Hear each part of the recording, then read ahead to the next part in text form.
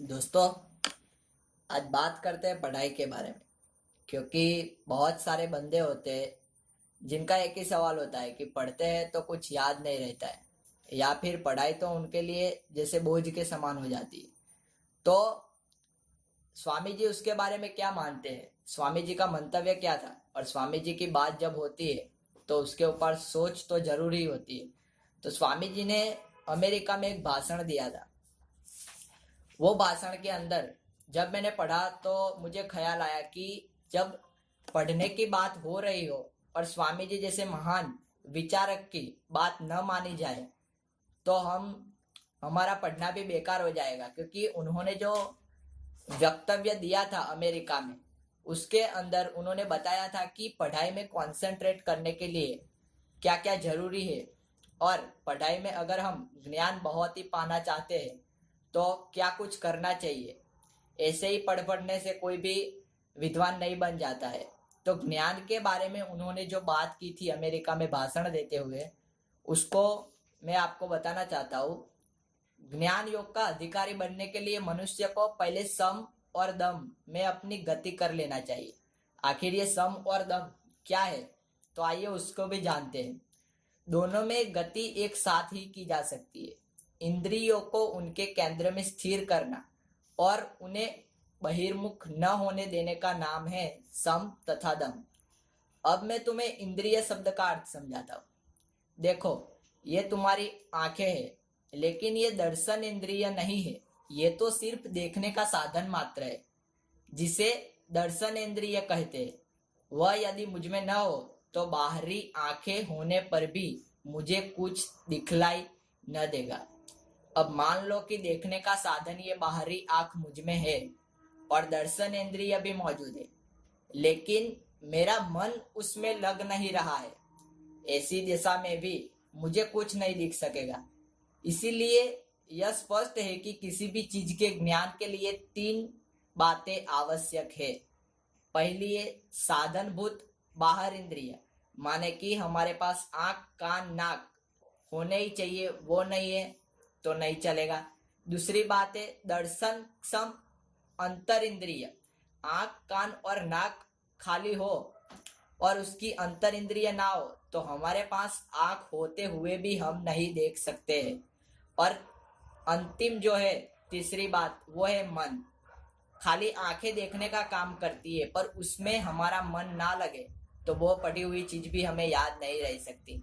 इन तीनों में से अगर एक भी विद्यमान न हो तो वस्तु दर्शन न होगा।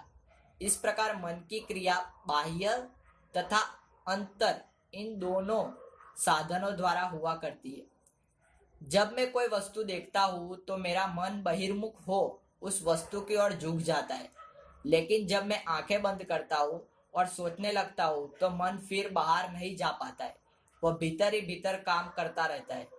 दोनों ही समय इंद्रियों की क्रिया जारी रहती है। जब मैं तुम्हें देखता हूँ और तुमसे बातें करता हूँ तो मेरी इंद्रियां और उनके बाहरी साधन दोनों ही काम करते रहते हैं, लेकिन जब मैं आंखें बंद करता हूँ और सोचने लगता हूँ तो सिर्फ मेरी इंद्रियां ही काम करती है, उनके बाहरी साधन नहीं।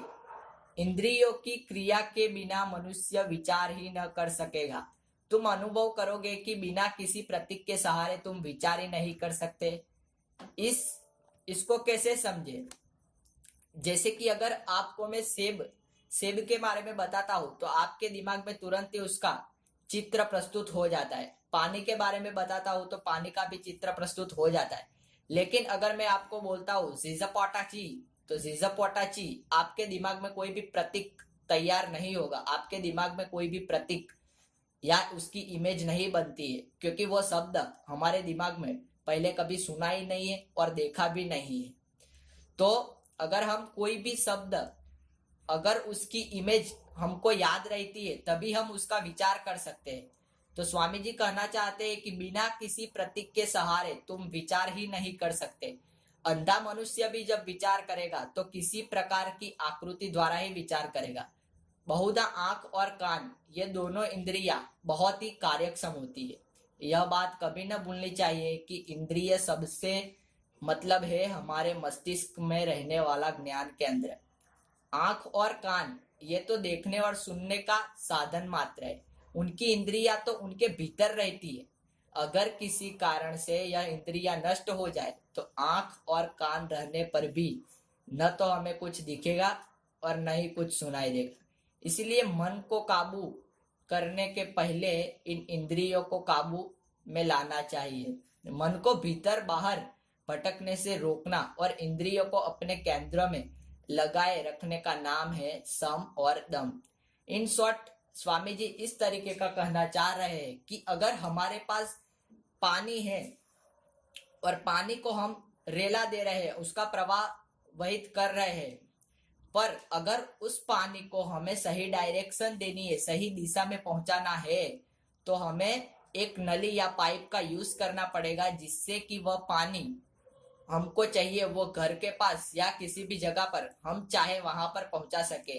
तो आंखें हमारे पास है, खाली पड़ने से कुछ नहीं होगा। वो आंखें के ऊपर जो जो नली वाला काम करती है, वो इंद्रिय और मन, जब ये दोनों चीज लग जाती है तभी पढ़ा हुआ आसानी से याद रह सकता है। और एक बात की, जब हम पढ़ने बैठते हैं तो उसको याद करने की कोशिश नहीं करनी है, क्योंकि जब हम याद करने की कोशिश करते हैं तो हम कॉन्शियस माइंड का यूज करते हैं, लेकिन हमें सब कॉन्शियस माइंड का यूज करना है, क्योंकि सब कॉन्शियस माइंड जो है वो हमारे बिना बताए 90 से 95% वर्क करता है। जैसे कि हमारे हार्ट बीट को चलाना, रक्त को बहलाना, वो सब काम हमें नहीं मालूम होता है, फिर भी वह करता है।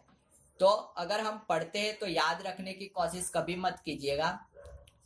मन को बहिर्मुख होने से रोकना वो सम कहलाता है, और इंद्रियों के बाहरी साधनों के निग्रह का ही नाम है दम। वैसे अमेरिका के अंदर स्वामी जी ने काफी बड़ा व्याख्यान दिया था इसके बारे में।